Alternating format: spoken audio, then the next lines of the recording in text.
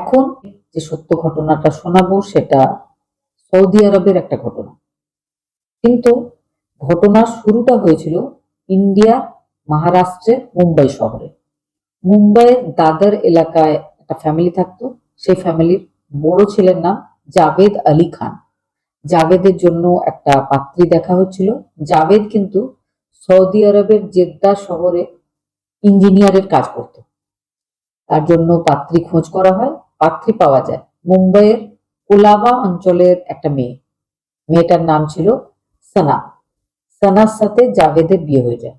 জাভেদের বাড়িতে জাভেদ ছাড়া ছিল একটা ছোট ভাই আর একটা ছোট বোন। তো সানা নিজের শ্বশুর বাড়িতে এসে থাকতে শুরু করে প্রথম কিছুদিন। বিয়ে করার জন্য জাভেদ 2 মাসের ছুটি নিয়ে এসেছিল। তো 2 মাস ছুটি কাটিয়ে সে চলে গেছিল। এবার সানা নিজের শ্বশুর বাড়ির সব লোকজনের সাথে শ্বশুর বাড়িতেই থাকে, পর থাকে আরবে। মাঝে মাঝে কিন্তু সানা নিজের হাজবেন্ডকে বলছে যে তুমি ইন্ডিয়াতে চলে এসো, নাহলে আমাকে তোমার সাথে নিয়ে চলো, আমি এইভাবে এখানে থাকতে আমার ভালো লাগছে না। জাভেদ জানে যে জাভেদের উপরে অনেক দায়িত্ব রয়েছে। জাভেদের এক বোন আছে, এক ভাই আছে। যতক্ষণ না তাদের কোনো ব্যবস্থা হচ্ছে, জাভেদ নিজের স্ত্রীকে নিজের সাথে নিয়ে যেতে চাইছিল না বা পারছিল না। বিয়ের পরে তাদের 6 বছর কেটেছে। ইতিমধ্যে জাভেদ নিজের ছোট বোনের বিয়ে দিয়ে ফেলেছে। ছোট ভাই, সেও একটা ভালো প্রাইভেট কোম্পানিতে কাজ শুরু করেছে। তার বিয়ের জন্য পাত্রী দেখা হচ্ছে। তার জন্য পাত্রী পাওয়া যায়, বিয়ে হয়ে যায়। এবার জাভেদের কিন্তু ইতিমধ্যে 2 সন্তান। যে বড় মেয়ে, তার বয়স হচ্ছে 4 বছর, আর ছোট যে ছেলে, তার বয়স হচ্ছে 1 বছর। এবার একটা সময় জাভেদ নিজের জন্য জেদ্দা শহরে একটা ফ্ল্যাট রেন্টে নিয়েছিল। তারপরে সে নিজের বাবা মাকে বলেছিল যে সে নিজের স্ত্রীকে সেখানে নিয়ে যেতে চায়। তার মেয়ে স্কুলে ভর্তি হবে, তাকেও সেখানে গিয়ে ভর্তি করতে চায়, কিছুদিন নিজের স্ত্রীকে সঙ্গে করে সেখানে নিয়ে গিয়ে রাখতে চায়। বাবা মা অমত করেনি। জাভেদ সেখান থেকে এয়ার টিকিটস পাঠিয়ে দিয়েছিল। সানা নিজের ছেলে মেয়েকে সঙ্গে করে নিয়ে পৌঁছেছিল জেদ্দাতে। জেদ্দা যেখানে তাদের ফ্ল্যাট, সুন্দর ফ্ল্যাট, সেখানে তার হাজবেন্ড তাকে নিয়ে গেছিল। হাজবেন্ডও কিন্তু আগে অন্য কোথাও থাকতো, বেশ কিছু লোকজনের সাথে একসাথে অ্যাপার্টমেন্ট শেয়ার করতো, সেখানেই থাকতো। সে এবার প্রথম নিজের স্ত্রীর সাথে এসে ওই ফ্ল্যাটে থাকা শুরু করে। প্রথম কিছুদিন খুব ভালো কাটে। এই সঙ্গে আরো একটা কথা বলে রাখি, জেদ্দাতে ছিল জাভেদের মেন অফিস, কিন্তু তাকে অফিসিয়াল বিভিন্ন কাজে মাঝে মধ্যেই অন্যান্য জায়গায় যেতে হতো। জেদ্দাতে সে খুব বেশি একটা থাকতে পারতো না। কিন্তু উইকেন্ড, সেখানকার উইকেন্ড যেহেতু জুম্মাবার বা ফ্রাইডে, তো সেই ফ্রাইডেতে সে যেখানেই থাক স্ত্রীর কাছে জেদ্দার ওই ফ্ল্যাটে এসে থাকতো। কিন্তু অন্যান্য সময় তাকে এদিক ওদিক যেতে হতো।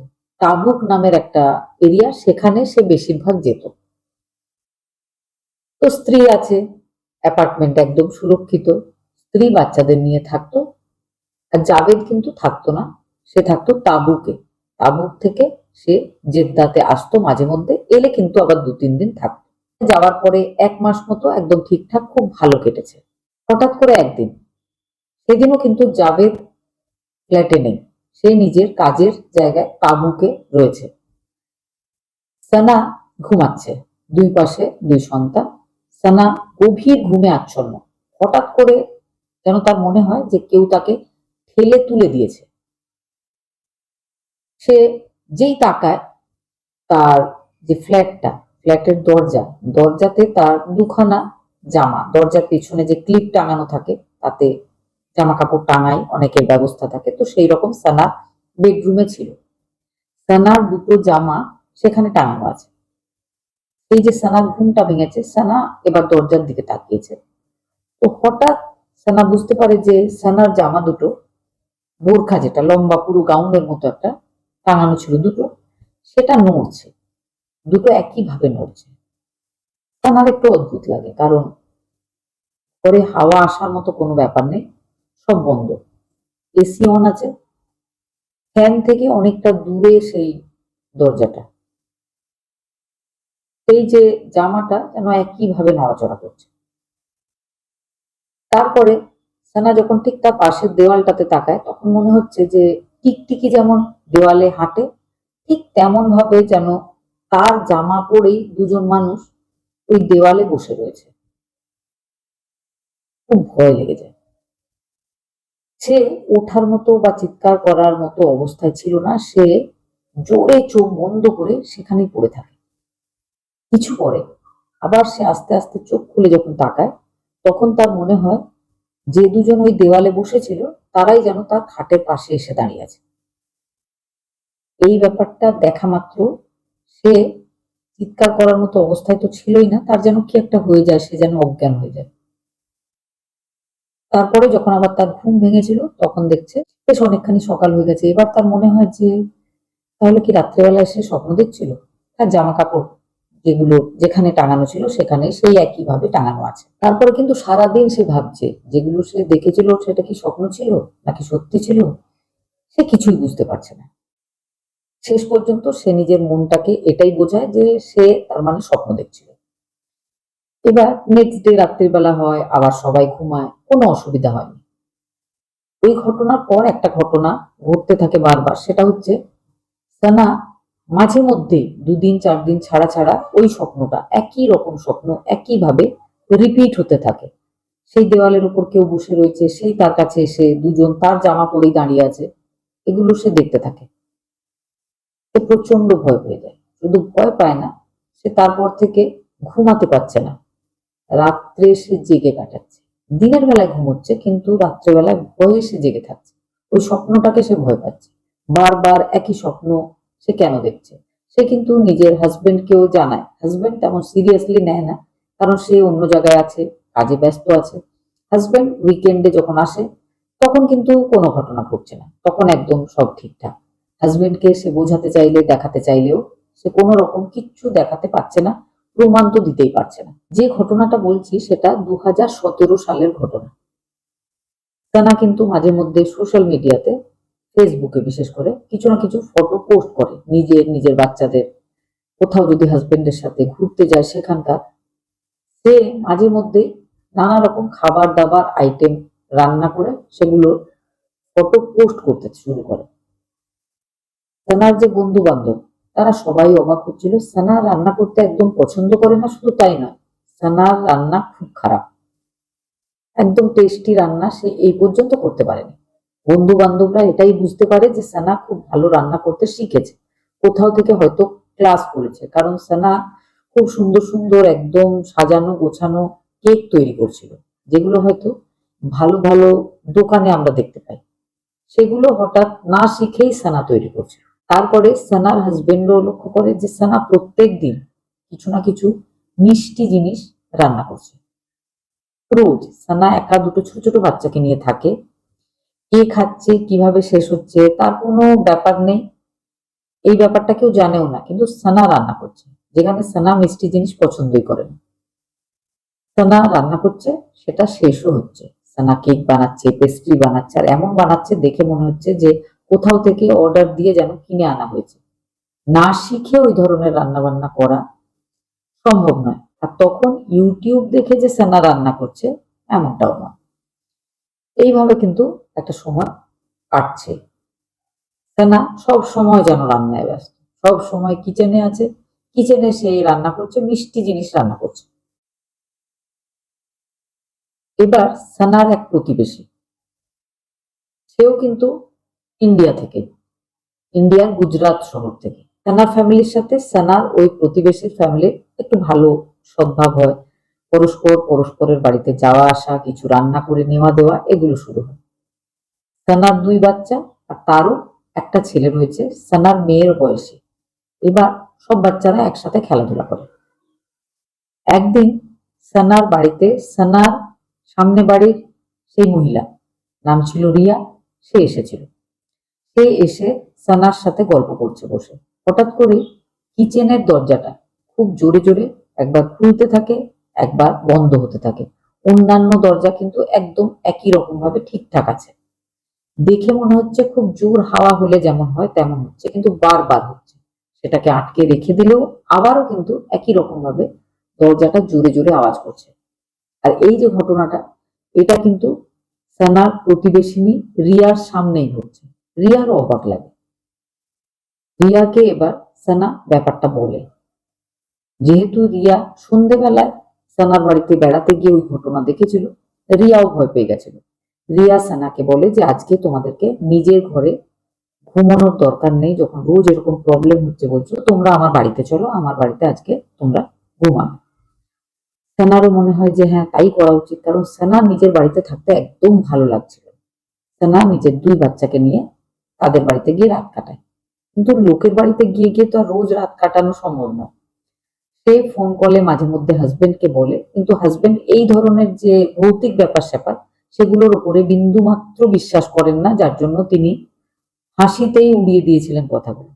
তিনি নিজের স্ত্রীকে বলেছিলেন যে তুমি ইন্ডিয়াতেই ভালো ছিল, তোমাকে কিন্তু আমি বলেছিলাম যে তোমাকে আসতে হবে না, তুমি জোর করে এসেছো, এখন তুমি বলছো যে নানা রকম সমস্যা তোমার হচ্ছে।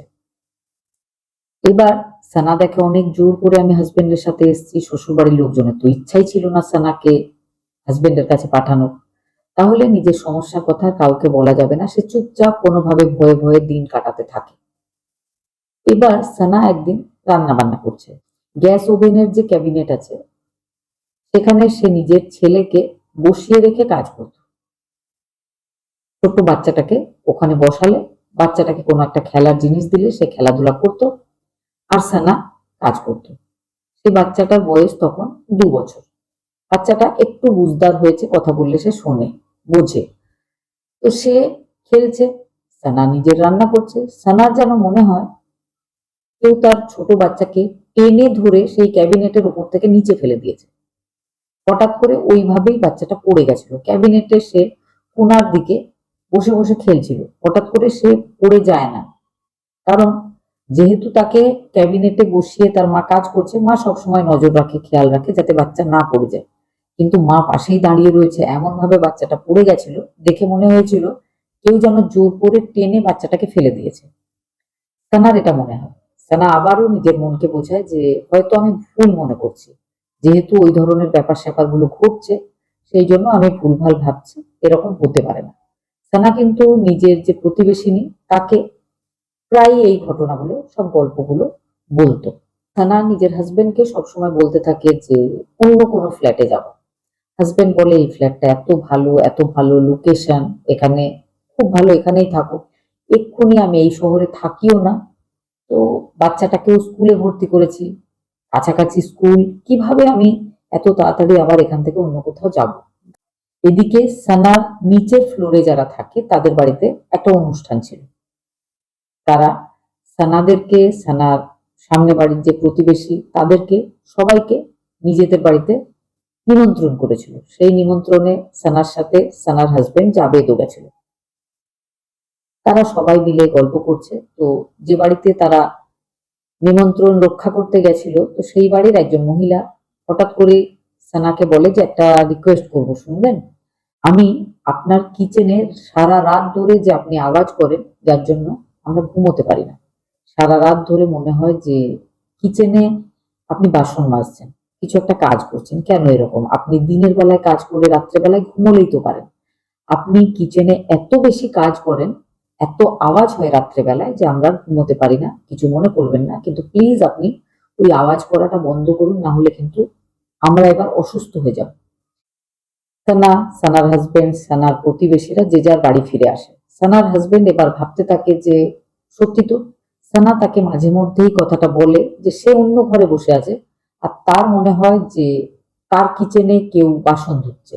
শুধু বাসন ধুচ্ছে এমনটা নয়, বাসনগুলোকে কেউ জোরে জোরে যেন ছুঁড়ে ছুঁড়ে ফেলছে। সানা নাকি যখন আবার সেই কিচেনে গিয়ে দাঁড়ায়, দেখে কিচেন একদম সাজানো গোছানো সুন্দর, যেমন সে আগে রেখেছিল ঠিক তেমনই আছে। তাহলে আওয়াজগুলো কে করছিল, জিনিসগুলো যে ফেলে দিচ্ছিল সেগুলো আবার নিজের জায়গাতেই রাখা আছে। সানা নানা রকম ভাবে হাজবেন্ডকে বোঝাতে থাকে। হাজবেন্ড সায়েন্সের ছাত্র, সে এই ধরনের আজগুবি ব্যাপারগুলোতে বিশ্বাসই করতে পারে না। সানার দিনকে দিন শরীরটা খারাপ হয়ে যেতে থাকে। অন্যদিকে সানার যে 4 বছরের মেয়ে, যে সেখানে স্কুল যাওয়া শুরু করেছিল, টিচাররা পেরেন্টসকে কল করে জানিয়েছিল যে আপনার মেয়ে যখন প্রথম স্কুল আসছিল তখন কিন্তু সে একদম ঠিকঠাক ছিল, নর্মাল আচরণ ছিল তার, কিন্তু যত দিন যাচ্ছে সে একদম চুপচাপ হয়ে যাচ্ছে, আমরা কোনো কথা বললেও সে কথা বলে না। সানা এমনিতেই নিজের বাড়ির ব্যাপারটা নিয়ে এতটাই বিরক্ত ছিল, তারপরে সে নিজের মেয়ের দিকেও লক্ষ্য করেছিল যে মেয়েটা যেন চেঞ্জ হচ্ছে, চুপ করে থাকছে, কিন্তু সেভাবে সিরিয়াসলি নিতে পারেনি। নিজে রাত্রেবেলায় না ঘুমিয়ে সারাদিন ভয়ে থেকে সে এতটাই ক্লান্ত ছিল, মেয়ের ব্যাপারটা আবার আলাদা করে ভাবাটা তার হয়ে ওঠেনি। কিন্তু সানার হাজবেন্ডের সামনে যখন এই ঘটনাটা ঘটে, তখন সানার হাজবেন্ড মনে মনে বোঝে যে তার স্ত্রী ভুল বলে না, কিছু একটা ব্যাপার নিশ্চয় রয়েছে, ওই বাড়িটা আর থাকা যাবে না, অন্য একটা বাড়ির ব্যবস্থা করতে হবে। এদিকে সানার হাজবেন্ড ভোরবেলায় তখনও ঘুমোচ্ছে। হঠাৎ করে সে নিজের পাশে খাটে শোয়ার জায়গায় তাকিয়ে দেখে সানা নেই। সে উঠে সব জায়গায় সানাকে দেখে, কোথাও সানা নেই। হঠাৎ করে একটা আননোন নাম্বার থেকে তার ফোনে কল আসে যে আপনার স্ত্রীকে হাইওয়েতে অজ্ঞান হয়ে পড়ে থাকতে দেখা গেছে, আপনি এসে নিয়ে যান। হঠাৎ করে এত ভোরবেলায় সানা হাইওয়েতে চলে গেল কেন? সানাকে বাড়ি নিয়ে আসা হয়, সানাকে জিজ্ঞেস করা হয়, সানা বলে সে তো ঘুমাচ্ছিল, সে কিচ্ছু জানে না। আবারও তার পরের দিন সানা রাত্রেবেলায় 10টার সময় ডিনারের পর, এবার কিন্তু তার হাজবেন্ড অন্য রুমে বসে টিভি দেখছিল, সানা কিচেনে নিজের কাজ শেষ করছিল। হঠাৎ করে রাত্রেবেলায় 10টার সময় দরজা খোলার আওয়াজ পেয়েছিল সানার হাজবেন্ড। সানার হাজবেন্ড যখন আসে ততক্ষণে সানা ছুটে নেমে নিচে চলে গেছে, পেছন পেছন জাভেদ ছুটছে, সানা কিন্তু হাঁটছে। সানা আবারও হাইওয়ের দিকে অসংখ্য গাড়ির মাঝখান দিয়ে হাঁটতে শুরু করে। সানাকে আবার ধরে ফেলা হয়। আরো একটা আশ্চর্যজনক ব্যাপার, সানা বোরখা ছাড়া কখনোই বাইরে যেত না। সেদিন কিন্তু সানা তেমন কিচ্ছু করেনি, বাড়িতে সে যে জামা কাপড় পরেছিল সেটাই পরে সে হাঁটছিল। কোন রকমে সানাকে আবারও সেখান থেকে নিয়ে বাড়ি ফিরে আসা হয়। সানাকে যখন বাড়ি ফিরিয়ে আনা হচ্ছিল তখন জোর গলায় সানা বলতে থাকে যে সানা বাঁচতে চায় না। সানার হাজবেন্ডের সত্যি ব্যাপারটা খারাপ লাগছিল, তাকে যা হোক করে বাড়ি নিয়ে আসা হয়। দেখে মনে হচ্ছিল সে যেন অসুস্থ। এবার সানার বাড়ির যে পাশের বাড়িটা ছিল তারা বলে যে এই সমস্ত ব্যাপার স্যাপার হচ্ছে, একটা মৌলানাকে ডাকতে হবে, একটু সে দেখুক যে বাড়িটা ঠিকঠাক আছে কিনা। তো কাছে পিঠে একজন মৌলানা ছিলেন, সবাই বলছিল তিনি খুব ভালো, তবে তিনি চোখে দেখতে পেতেন না। তাকে নিয়ে আসা হয় ফ্ল্যাটে। ফ্ল্যাটে নিয়ে আসলে তিনি সোফায় বসেছেন, তিনি কিন্তু সানা ওই যে দেওয়ালে, যেখানটাতে বেডরুমের দেওয়ালে দেখতো যে দুজন বসে রয়েছে, তো সেই অন্ধ মৌলানা সেই দেয়ালটার দিকে ইশারা করে বলেছিলেন যে ওইখানে আমি দুজনকে দেখছি, তারা বসে আছে, তারা এই বাড়িতেই থাকে। এই ব্যাপারগুলো অনেকেই বিশ্বাস করে না, অনেকেই করে, আমিও যেমন করি না। যাই হোক, কিন্তু মৌলানা এই কথা বলেছিলেন, আর যা যা করণীয় তা ধার্মিক মতে তিনি করেছিলেন, করে তিনি সেখান থেকে চলে গেছিলেন। এবার জাবেদের মনে একটাই প্রশ্ন যে সানা সব সময় বলে যে দেওয়ালে কেউ বসেছিল, দুজনের কথাই সানা বলে, সেই কথাই কিভাবে সেই অন্ধ মৌলানা বললেন। এবার জাভেদ নিজেদের জন্য অন্য ফ্ল্যাট খুঁজতে শুরু করে। ওই অ্যাপার্টমেন্ট যে অন্যান্য লোকজনেরা তাদের সাথে কথা বলতে শুরু করে যে ওই ফ্ল্যাটের ব্যাপারে কিছু তারা জানে কিনা। হঠাৎ করেই ওই অ্যাপার্টমেন্টেরই কয়েকজন পুরনো লোকজন যারা বেশ অনেক কাল থেকেই থাকে ওখানে, তারা বলে যে ওই যে ফ্ল্যাটটা, বেশ কিছু বছর আগে ওখানে একজন স্বামী স্ত্রী থাকতো, স্বামী স্ত্রীর মধ্যে সমস্যা ছিল, সবসময় ঝামেলা চলতো। একদিন স্ত্রী নিজের সাথে নিজের বাচ্চাকে নিয়ে ওই কিচেনে সুসাইড করেছিল, নিজেকে পুড়িয়ে ফেলেছিল। তারপর থেকে লম্বা টাইম ধরে ফ্ল্যাটটা প্রথমে বন্ধ ছিল, তারপরে মাঝে মধ্যে নতুন নতুন ভাড়াটে আসে, কিছুদিন করে থাকে, আবার চলে যায়, আবার অনেকদিন বন্ধ থাকার পর আপনারা ওই ফ্ল্যাটে এসেছেন। এবার একটু হলেও এই ব্যাপারটাতে জাভেদের বিশ্বাস হয়েছিল। জাভেদ ফ্ল্যাট খুঁজেছিল, ফ্ল্যাট পেয়ে গেছিল, এবার ঘর পাল্টে সেই ফ্ল্যাটে যাওয়ার পালা। কিন্তু সানা নিজের হাজবেন্ডকে বলেছিল সে আর তার হাজবেন্ডের সাথে থাকার তার ইচ্ছা নেই, সে নিজের শ্বশুরবাড়ি মুম্বাইয়ের বাড়িতে ফিরে যেতে চায়।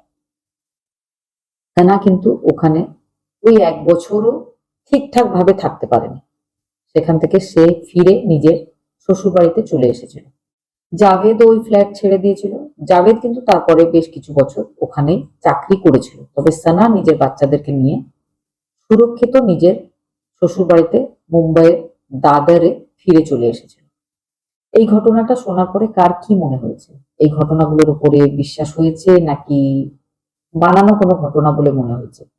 অবশ্যই কমেন্ট করে জানাবেন। ভালো থাকবেন, খুব সাবধানে থাকবেন।